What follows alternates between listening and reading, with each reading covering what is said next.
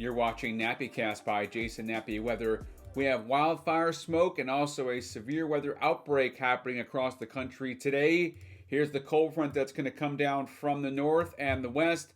That front right there is going to spark showers and thunderstorms down in the southern plains as that interacts here with all this warm and humid air.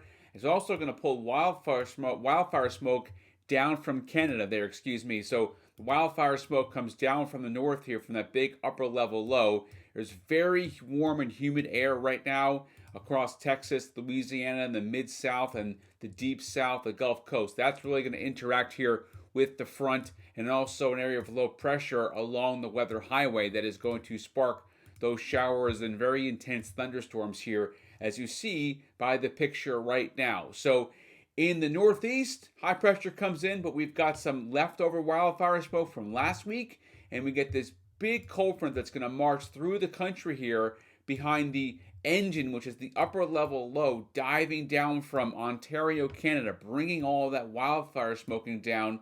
And the wildfire smoke, and then also the cold front, which is going to spark this big severe weather outbreak over Texas, Oklahoma, Arkansas, Louisiana, into this afternoon and this evening. So here is the engine for a lot of that. It's this big upper level low, Ontario down into Minnesota. Okay, that's going to pull a cold front down through a good chunk of the country and spark a lot of showers and thunderstorms when that cold front interacts with that very warm and humid air as it pushes down. And that upper level low moves to the Great Lakes in a few days.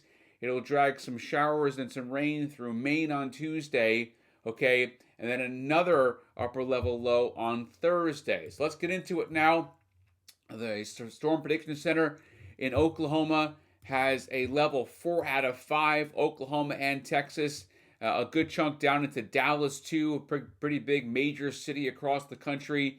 Southern Plains, the Deep South, okay? You have a level 3 here out of 5 threat, enhanced Texas, Oklahoma, again, a little piece there of Arkansas, Louisiana, okay? This goes all the way up here just outside the Mississippi River Valley. And there's also an area here in the southeast in Maryland, back towards Georgia, Carolina, Virginia.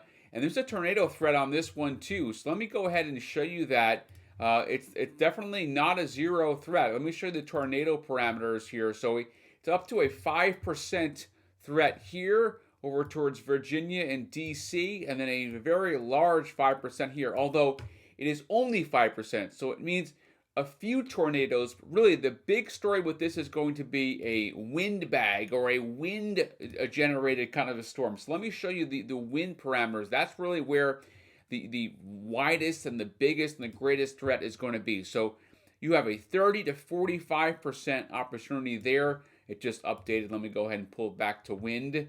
Hold on. Okay, so a 30 to 45%, oh, that's hail. This thing's being finicky. There it is. 30 to 45% threat there for a lot of wind here.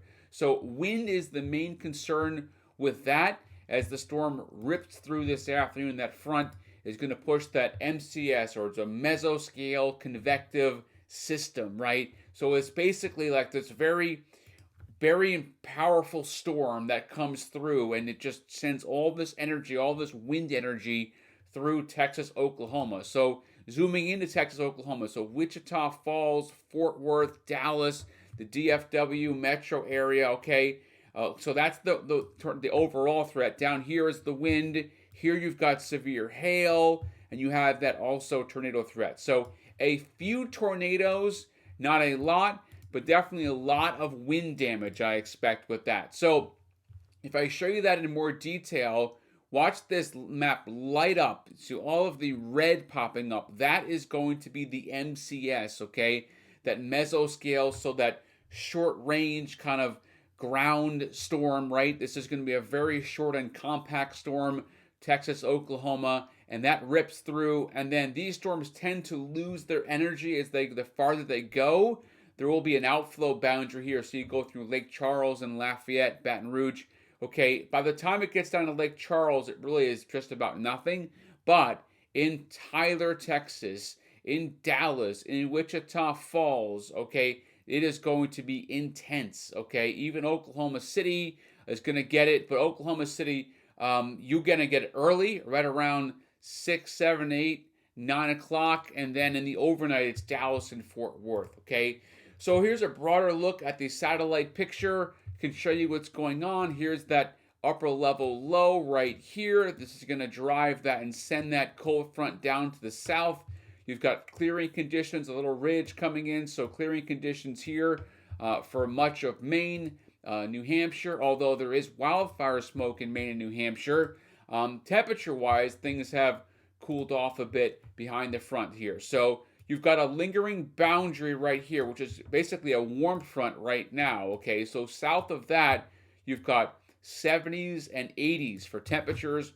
Dew points are well in the 70s, okay? And then you've got a cold front that's coming down here that is going to interact with that, and then that area of low pressure along the boundary, right? So that is going to be the clash of warm and humid air, and also, obviously, the cold and dry air from the north. So there will be severe weather in the southern plains, the deep south today. Now, I want to talk about upcoming weekend time frame.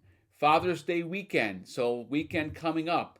And unfortunately, I did jinx it because now the Euro ensemble forecast right now has rain coming in from a potential shortwave. So I don't expect this to be a massive, big time rain event at this point, but there will be showers right now is the trend for Father's Day weekend. So if I jinxed it, I apologize for it, but it is what it is, right? No control over the weather. We just got to deal with it. But that is the forecast right now.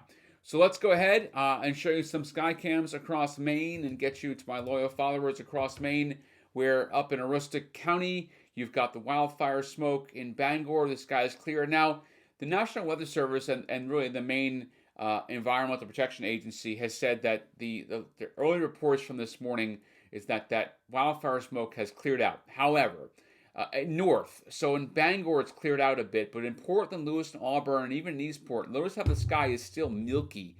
That is because the wildfire smoke, okay? So that continues, but the rain returns on Tuesday with Father's Day weekend right now looking to be not completely dry, although I wouldn't call it an all-weekend washout either, so we're somewhere in the middle. Now, mostly sunny today in the mountains, 69, partly cloudy Monday.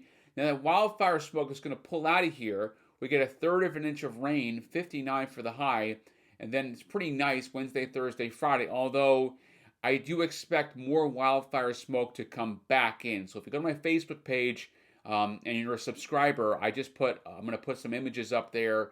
I'll try and get it up on the regular Facebook too, but we get the showers back in for Father's Day weekend. You see that right there. Now, inland it is 77, mostly sunny today. There will be some smoke, a milky white sky, partly cloudy, 73, and then 62, about a ½ inch of rain, and then we're mostly sunny, 80 Wednesday. So it's going to warm up, but that's around the time frame I expect more of that wildfire smoke to come back in right before Father's Day weekend.